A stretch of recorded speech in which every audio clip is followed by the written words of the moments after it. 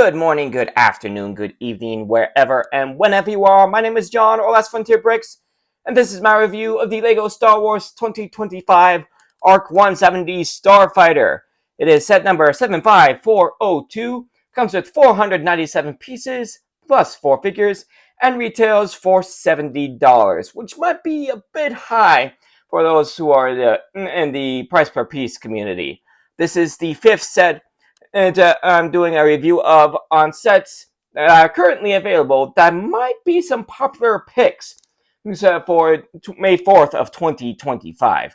Take a look at the box art. I think it's one of the best box arts I've seen in recent years, with the ARC-170 seen in its full glory on Cato Nemodia, complete with Plo Koon's Delta 7 down there near the bottom right corner, meaning this might be one of the few LEGO Star Wars sets ever made where the box art is based off of Order 66, which, to be honest, is kind of mind-blowing and mind-boggling, because I was starting to think LEGO would never get around to doing any, Order 66 based sets.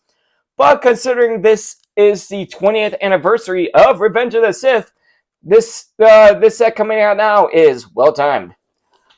And taking a look at the top of the box, you get a 1-to-1 scale image of one of your clone pilots, that being Oddball. Actually, the other ones are on the front of the box art, being just clone pilot Jag, who is also connected to this scene, considering he's the one who has shot down Plo Koon in Revenge of the Sith in the first place. And then we also get a standard clone pilot and an astromech droid R4P44, who, fun fact, is actually also the astromech from the 2010 ARC-170, which the previous version of this set, which came out 15 years ago. Kind of crazy it's been that long since we've gotten an ARC-170 set. Swinging around to the back of the box, we see the full set with the opening cockpits, plus we see the opening S-foils and the spring-loaded shooter.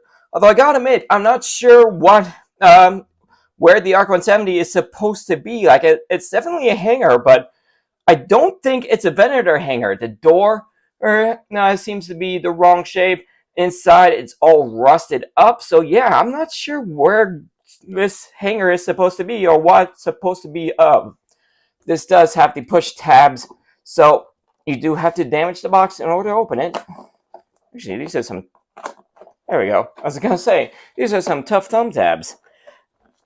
They didn't really want to open. So, let's take a look what we got. We got 1, 2, 3, 4 bags of parts, a rather large sticker sheet for a set of this size, and 1 instruction manual with a CGI render of the set. Opening it up, we once again have an ad for paper bags in a set without them. Jumps straight into the build. In the back, we of course have our parts list, and we have a small set and we have a page with a few sets, including this one, Ahsoka's Jedi Interceptor. A link in the top right corner of the screen for my review on that set. Then we also have the 4+ Mandos and 1 Starfighter, and the buildable Grogu with Bram. So I think this is going to be a pretty solid set. Though a bit down in scale from what we've usually had. But we'll go ahead and jump into a time lapse of this set, starting right now.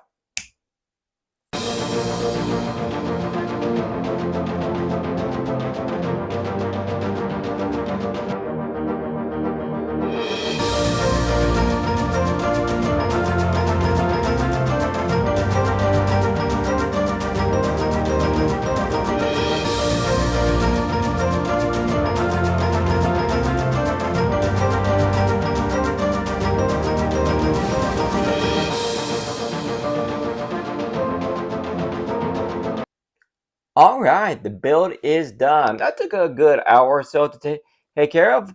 A decent build. There are some good and some bad ones. We'll make sure to cover all of them. We'll go ahead and start off with the figures. Starting off with a generic clone pilot. All the pilots have the same torso and leg prints, which all look really, really And nice, a lot of details on there. Like that, we got the straps on almost on the front, onto the hose that hoses to the left support system, which align almost perfectly with the helmet. Which I do believe that helmet is brand new mold, which looks absolutely fantastic. No arm printing on there, but some good leg printing going on. And all the clone helmets are unique. They're all specifically customized for their pilot. Now this one is just a generic pilot, and they also all have the same face print, no extra, no secondary print. But the goggle printed and on the face looks good, as does all the detailing on the helmet with the red and yellow stripe. You put the stripes on the side of the breathing apparatus. All of it looks really good, and they all have your classic Han Solo style blaster. Next up, we have Oddball from both the Clone Wars movie and the Battle of Coruscant. And like I said, they all have the same basic printing. And Oddball's got this nice, mainly black look on him with a little bit of gray and yellow thrown in, which looks really nice. Then we got my personal favorite with Captain Jag, with lots of blue going on. Very specialized, very customized, looking really, really good. So three figures, all of them look really good. And then we got our R4P44, which is basically R4P17, Obi-Wan's droid from Attack of the Clones and Revenge of the Sith, just in green instead of red. It got some nice printing going on, plenty of metallic on the top, on the head, the stripe around the bottom, which tends to be a little difficult to get, nice and straight. Looks really good. Good, no back printing on the main body. So all in all, the figure selection, while not a whole lot of variety going on there because of the three clone pilots, they all look really good. As for the ARC-170, I'd say the first good thing about this thing is that it actually exists. Like I said in the unboxing, this is the first time in 15 years we've gotten a play-scale ARC-170. I know we got a microfighter ARC-170 between now and then. I actually picked it up myself, one of the few microfighters I did get. But it's nice to get a full play-scale ARC-170 for the first time in 15 years. Like, how Lego is able to justify how we haven't gotten one in 15 years, with the except other than they're just biased for the original trilogy, is beyond me. The second thing I gotta say I like about this thing is just the general size. Having just measured it, the wingspan is about, from tip to tip, is about 14 inches long, while the main body, from nose to back, not counting the rear laser cannons, is about 11 inches, which is a pretty decent size for a downsized ARC-170. I personally have the 2010 ARC-170, but I gotta admit, when I got it, I didn't have a whole lot of, room to display my Lego sets, just like a regular bookshelf, like you could get like Walmart. And the only place I could display that ARC-170 is at the very top of that bookshelf, mainly due to how big that thing was, like how big the wingspan was, plus the fact that I'm trying to put it on like one of the regular shelves, where you got the back of the where you got the back of the shelf instead of the wall. It would just stick out too much, and I would risk of either bumping it off or just falling off.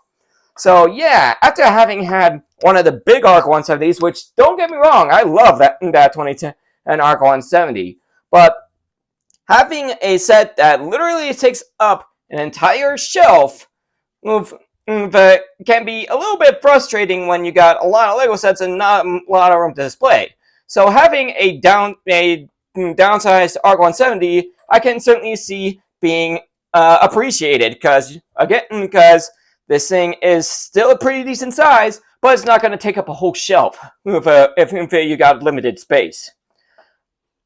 One thing I will say I'm not a fan of is the stickers. Like, as you guys, again, got a decent sized sticker sheet. You got 4 here, 5, 6, 7, 8, 10, 11, 12, 13, 14, 15, 16 stickers on this set, and they're all over the place. You got one on the nose.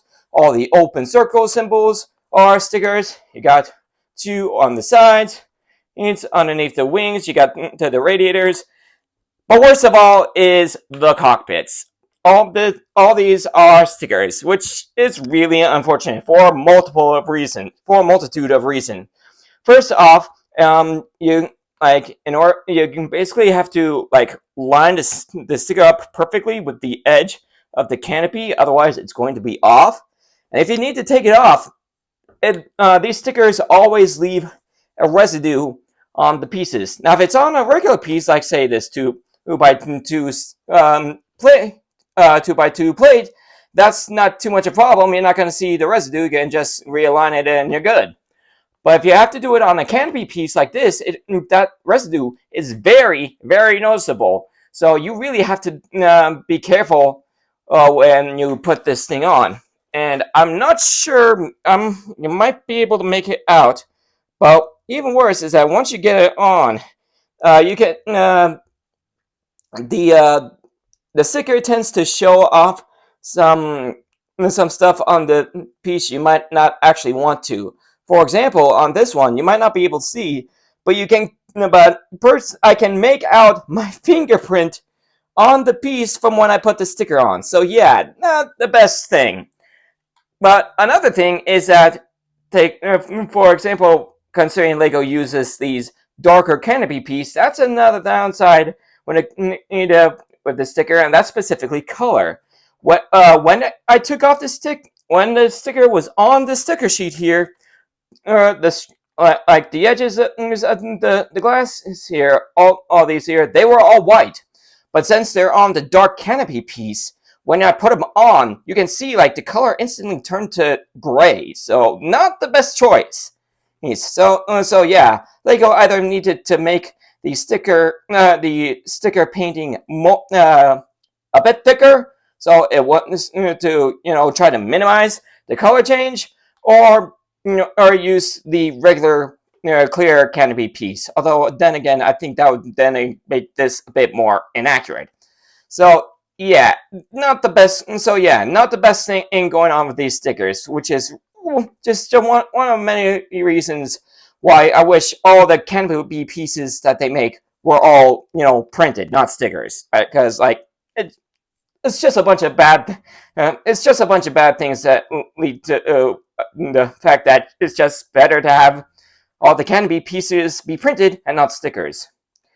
Anyway, put that little rant out of the way. You do have your large cannons on the side, which I've seen people point out, and I absolutely agree. There's no reason why the cone piece here on the end should be brown. It should be black. But they do have the spring-loaded shooters here, which fire off just as usual. Oh, one thing I gotta mention is that in Ryan M&R Productions review on this, he mentioned that this is supposed to be what's here is the smaller piece here is supposed to be another cannon. That is actually inaccurate according to Star Wars sourcebooks. It's actually a rangefinder for the large cannon. So yeah, it's not actually another weapon. Although technically, LEGO ended up turning into just that. You got the the actual weapon, and then you've got the spring-loaded shooter to act as the weapon. So yeah, fun fact there. I do like the functioning of the opening of the wings. It's very simple. It's all the way back in here.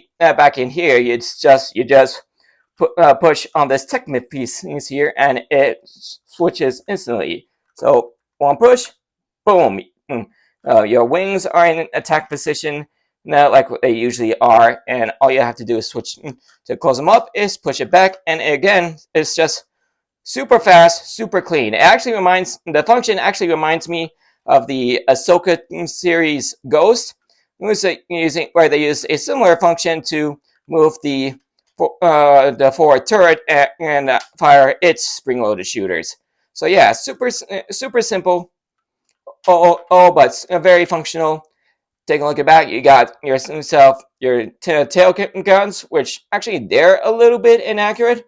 And since they're on ball joints instance and they can move around, which I imagine Lego kind of did for imaginative play, but these are supposed to be like they're supposed to be fire linked. So basically, they move at the same time and fire on the same target. But then again, like I said, maybe it's for imaginative play. I don't know. Oh, but all in all, it is a pretty good size. One other problem is that when you go to put your figures specifically in these two, you have to put uh, R4 in first, and I'll show you. Oh, technically, you don't have to put him in first, but you do have to take him out first. So we'll go ahead and put Jag here. Oh, also, you do see that in this in both the this in the second the weapons control cockpit and the flight cockpit, there are a couple of printed the one in the front cockpit is a printed cheese wedge.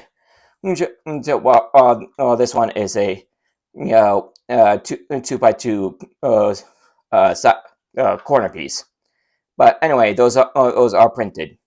But anyway, getting back to this, like I said, we'll go ahead and put Jack in here, and we'll put our generic guy in the back as our tail gunner.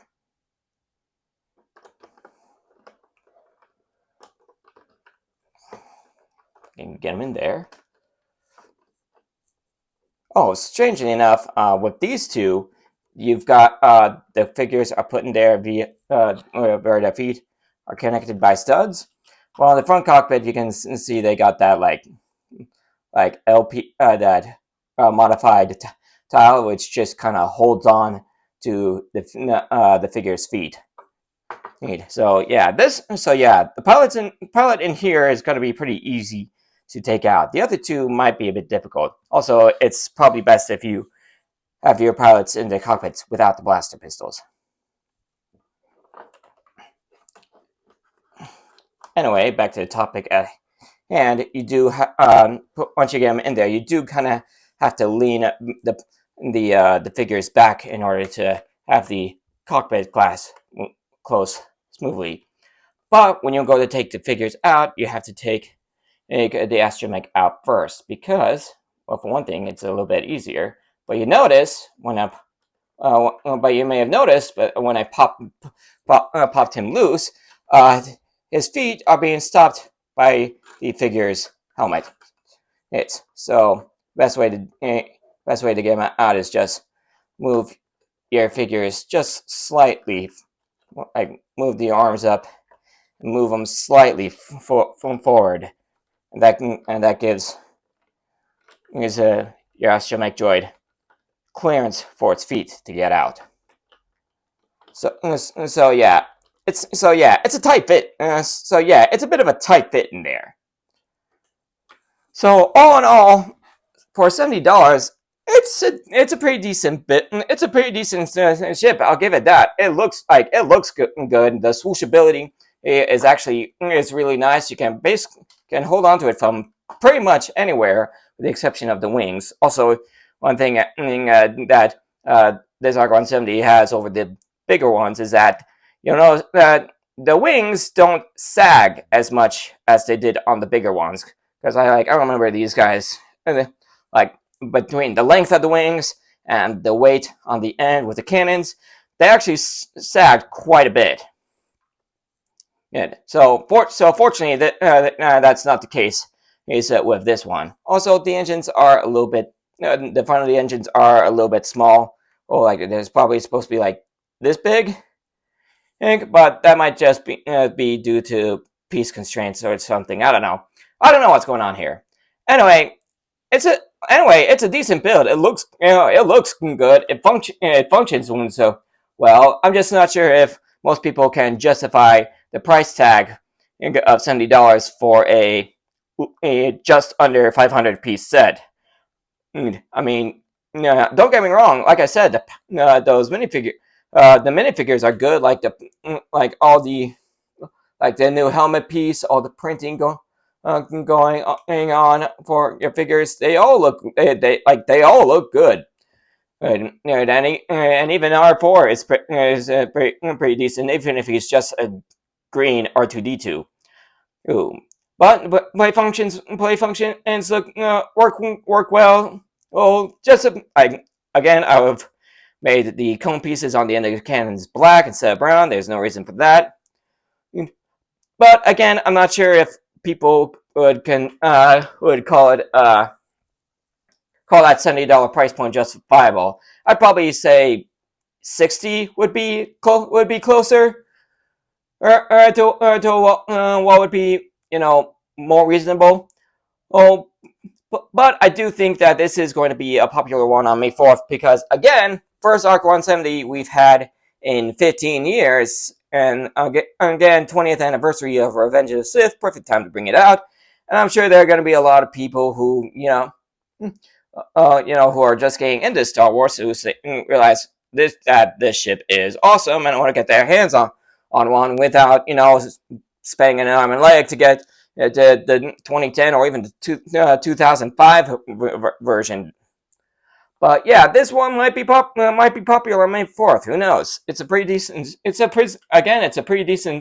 set, but then again, it might be overshadowed by the Andor Season 2 U-Wing that's coming out on May 4th, because that's got 4 figures with a bit more variety. Like, for example, the droid is K2SO instead of just another astromech.